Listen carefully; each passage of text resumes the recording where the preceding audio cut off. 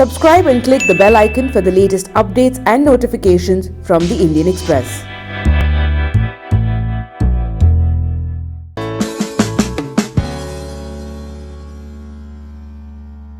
India of 2019 is not the India of 90s, where you had the Prime Minister from 4 months to 8 months to 10 months. It is an aspirational India, and particularly as an IT Minister, the kind of new aspiration I have seen among the youth of the country. I'll unfold when I talk about it subsequently in the answer to the question. The way India has picked up on this whole issue of innovation, the way India has become the second big center of mobile manufacturing. India is the second biggest startup country in the world now. So this shows an aspirational India. Obviously, country security will also come prominently in the discourse. And the alarming regularity with which Congress leaders and their gurus keep up on challenging the whole narrative will also make this issue in public discourse. We are quite hopeful of winning the election conclusively and convincingly. It is my firm belief as an activist traveling in the country, the people of India want Narendra Modi to be made Prime Minister once again. Because you can't have a political narrative where you only decide to remove one with no alternatives, with no alternative program, no alternative leader. That's how I see it. And my concluding take is the people of India are very mature. They know how to distinguish between a municipal election, a Vidhan Sabha election and Lok Sabha election. That maturity of the people of India surely will ensure that NDA led by the BJP will come in a very conclusive manner. How different is 2019 from 2014? I would say 2014 was in the background of the India of 2014. Indian economy, part of Fragile Five, policy paralysis, a stinking corruption, and a sense of hopelessness. 2019 is backed by performance, expectation, India's rising clout as a global power, so clearly evident in the wake of Masood Azhar initiative being taken by many other countries of the Security Council themselves. Near complete isolation of Pakistan, apart from economy and other things. Therefore, people see this also a continuation of 2014 with addition of performance and the hope which our government and the Prime Minister has created. So what do you think? Is this the main thing, main plank and main agenda of this election is like, it's like Hindu khatre mein hai, or is it like Desh khatre mein hai, or is it like the situation, the joblessness, farmers issue? How would be this election will be playing out? What shall be the issue? It is a Lok Sabha election. National issue, development, economic growth, India's changing economic clout, the fastest economic growth, India's narrative globally being recognized by global agencies will be an issue. And the inclusive development which we have done, 9 crore Ujjwala Yojana which we have done. One statistics need to remember, it is a very ample example of inclusive Bharat, that right from 1947 till we came to power, we had nearly 6.25 crore rural toilets constructed in rural parts of India. Now it is 10 crore in the last 5 years. So these are examples for the farmers and others. But yes, in the wake of Pulwama, and in the manner in which opposition parties have kept on asking questions impinging upon the sacrifice of our Jawans, armed forces, in some way designed to weaken the morale, will become an issue. The way BJP has been campaigning since Pulwama and Balakot, it was the entire focus, appeared to have shifted from the development works or the agenda which the party was initially projecting to Balakot, national security, the decisive leadership. I will never argue that it will be the only issue. National security is an important issue. Nationalism will be an important issue. If an argument is made that this whole Pulwama tragedy was engineered for political consideration, it becomes an issue. You have seen senior political leaders talking about it. But we'll also talk about development. We'll also talk about what we have done for India. We've also talked about how in the ease of doing business we have jumped 77 points. We have also the kind of job opportunities which we have created in the country. What we have done for the farmers, all will be there. Sir, the kind of job, you mentioned job opportunities. The NSSO's periodic labor force survey 2017-18 shows that for the first time, male workforce in the country has actually shrunk. For the first time since 1993-94, the male workforce has shrunk in the country. How do you explain that? I seriously question the methodology of this reproach. It is a draft report. What type of questions were asked? If you ask a question, are you having a job? And if you ask a question, how many are you having a livelihood? The answer is bound to be different. I have read your newspaper today. In that they have said that a lot of urban women opportunities have grown. But let me recount what job we have created and whether the NSS data captures that or not. We have given nearly 14 crore Indians 7.8 lakh crore as Mudra Yojana, out of which 4 crore plus are first time entrepreneurs. Is it an employment livelihood creation or not? So many roads are being constructed from in the rural side from 65 to 100 kilometer plus in the national highway, you all know it.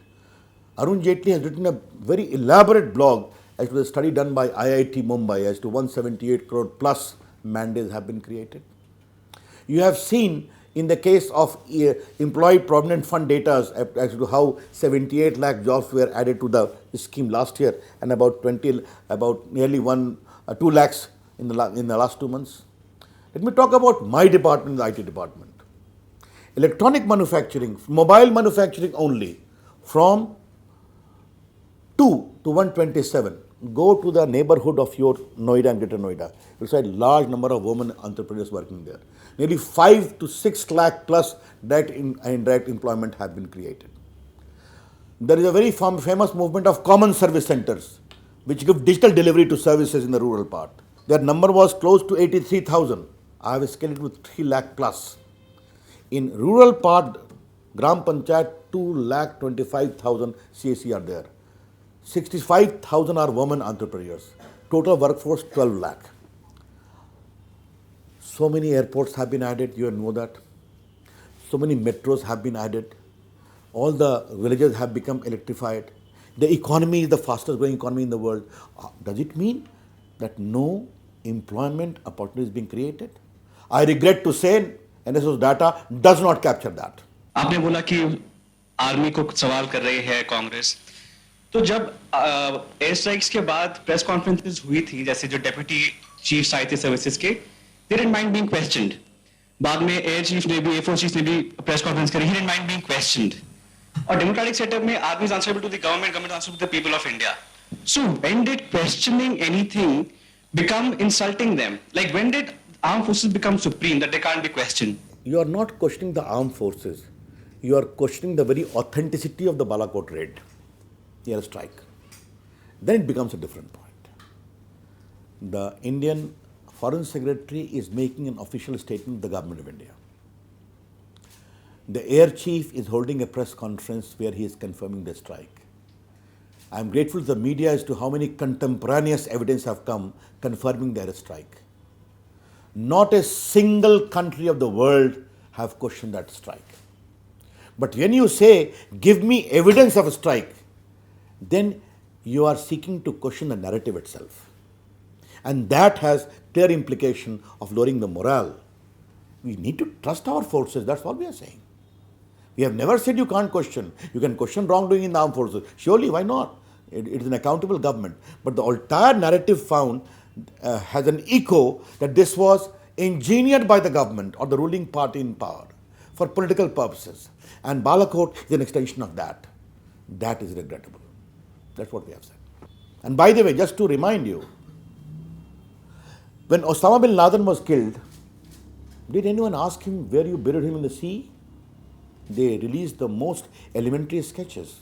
This time, and you have been piloting it, there were a lot of things with regard to social media organization, WhatsApp, Facebook, Twitter, etc. And you have been constantly having dialogues with them in the sense that with regard to WhatsApp, it was with relation to the traceability of messages so that fake news doesn't come. With Twitter about suspending accounts, etc. And about some data leakages from Facebook and all.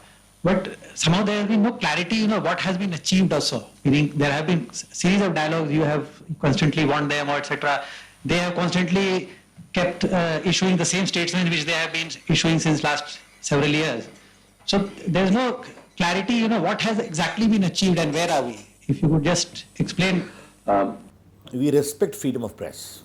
I am very much appreciative of the social media because it has given a new tool of empowerment to ordinary Indians to ask questions, to also humor, to appreciate, and also to castigate, and also to pull up. That's what a robustness of democracy is about.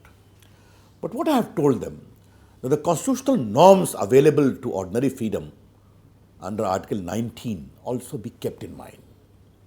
Secondly, you are completely free.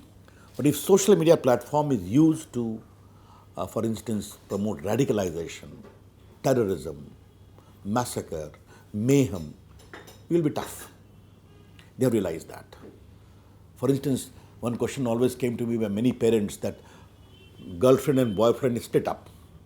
And thereafter, the earlier intimacy was being abused on social media to defame her. Not fair, I told them. I should be very frank to you. I will not take action. But yes, as a Democrat and Indian, and being very proud of Indian democracy, we told them that if you abuse the data of Indians for collateral purposes, that will also not be acceptable. Election Commission is now on the job. I don't wish to say anything further. I'm very happy that they are in interaction with the Election Commission, which is the constitutional body. But just to recall you, I issued a public warning to Mr. Mark Zuckerberg, good friend of mine. Next day he apologized and set right the course. Also shared many of the wrongdoings which need to be improved. Cambridge Analytica, we issued them a notice. They replied to one notice. Thereafter eloped. I have put the matter in CBI. As regard WhatsApp, we had interaction with them. They said you need to, in the wake of lynching, you need to stop recirculation of one message. And the message I conveyed to them was, how is it on the same day, on the same issue, at the same time, in the same geographical area, lakhs of messages are being circulated? It doesn't need rocket science to identify them. So now they have limited it to 5 recirculation of social media. I said you must have a grievance officer in India. I said you must have your office in India. They have agreed. I appreciate that. There was a sense of importance when the data protection bill was being worked upon, but we haven't seen it come to light till date. Where is I think you have followed me. I have been, I can claim with some modesty that we have done a lot in the IT department. Okay, now software product policy is there, electronic manufacturing policy is there, India's $1 trillion economy report is there, open source policy has come, and other things is well known to you. How India's BPO scene has, I wish to share with you, to my friends who come from small towns, that people expected to do something for Tier 2, Tier 3 cities. I came with a program. My officers were much opposed to it.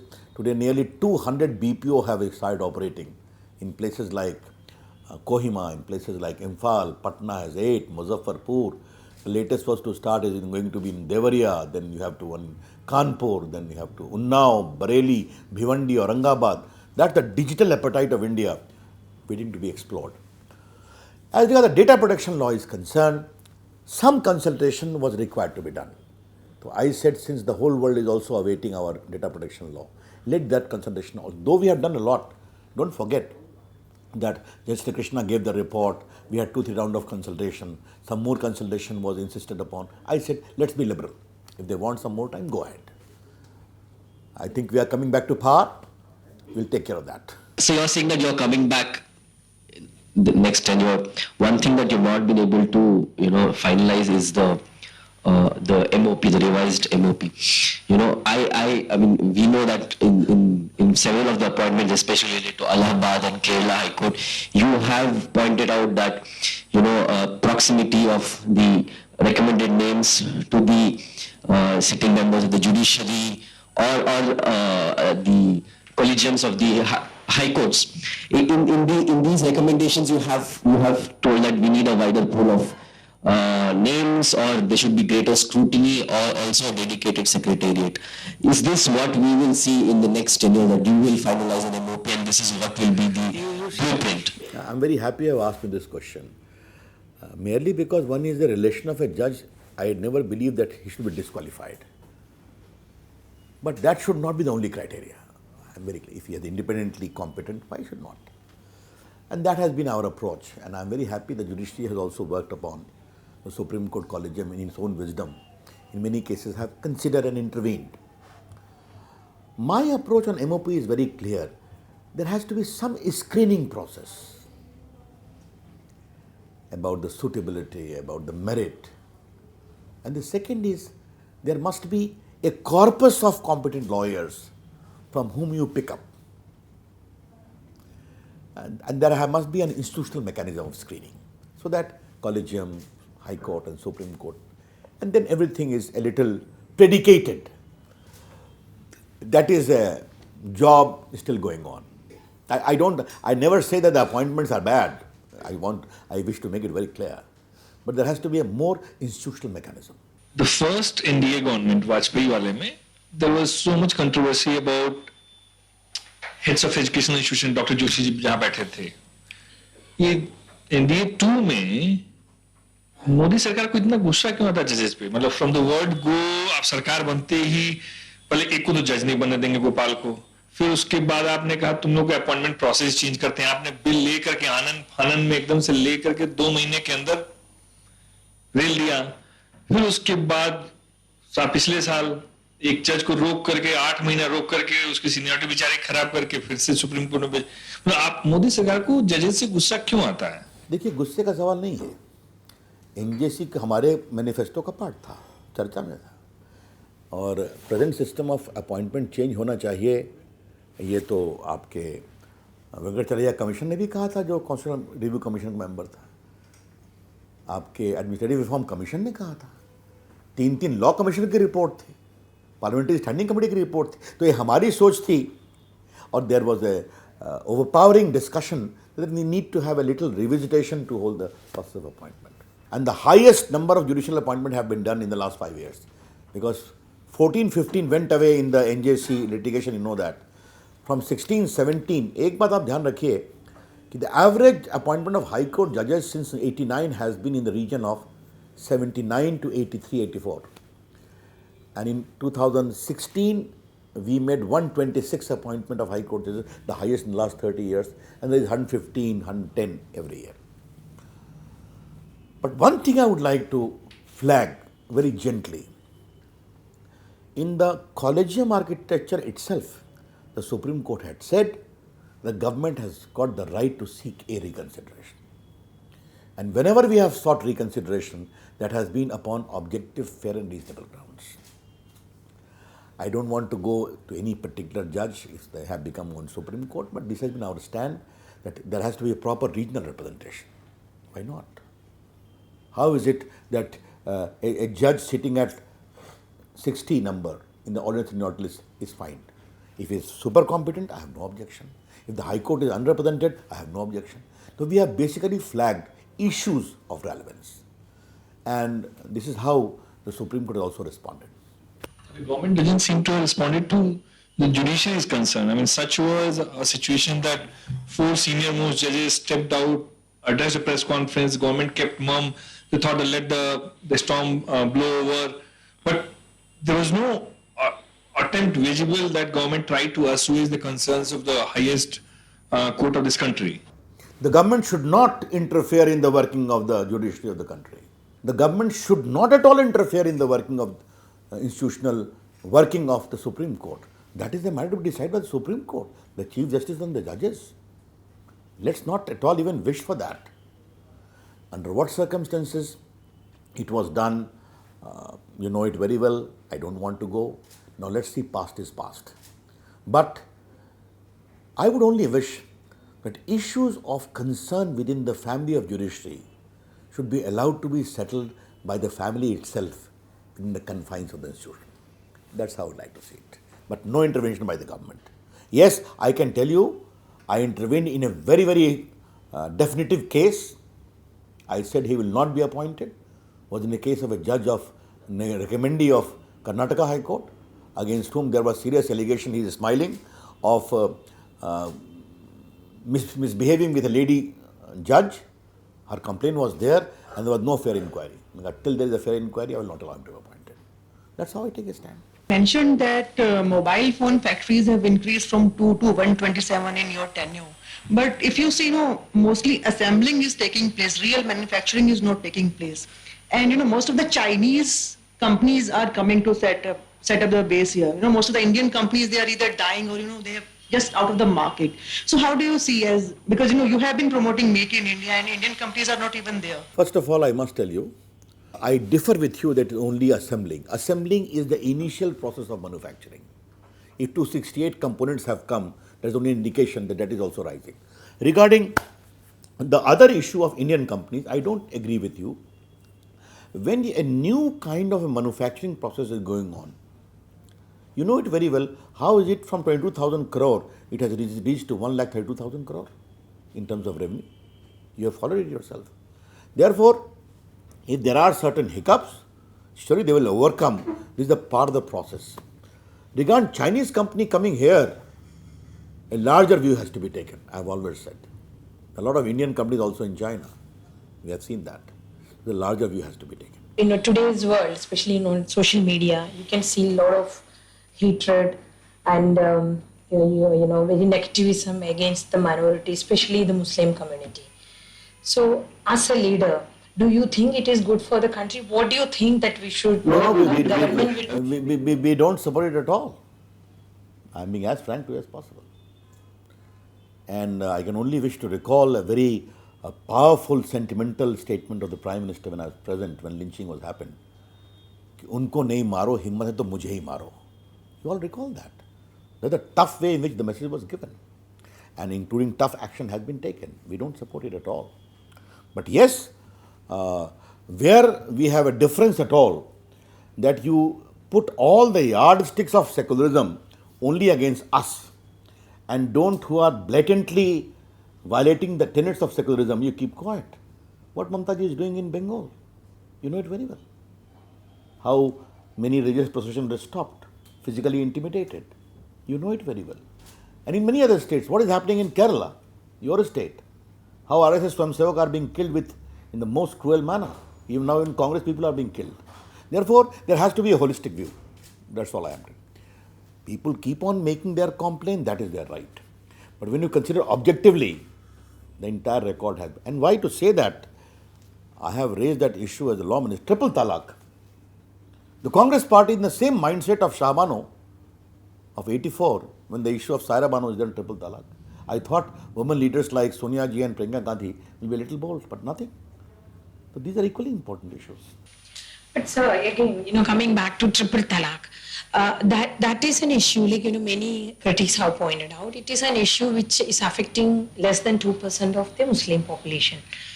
But there are issues, we know that we had a Sachar committee where it shows that the decline in the literacy rate of Muslim men or among the Muslim, it is even faster than among the scheduled caste and scheduled tribes. And the number of people below poverty line is almost equal to SC/ST.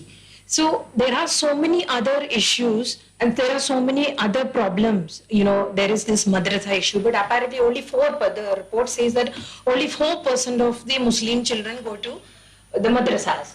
So, when you have issues like education, when you have issues like social development, which is actually a major threat to the country's development and the developed country, the economically empowered country that you are always talking about, then when you focus on issues like triple talaq, which is affecting less number, I'm not saying it is not an important issue, don't you think that there will be criticism?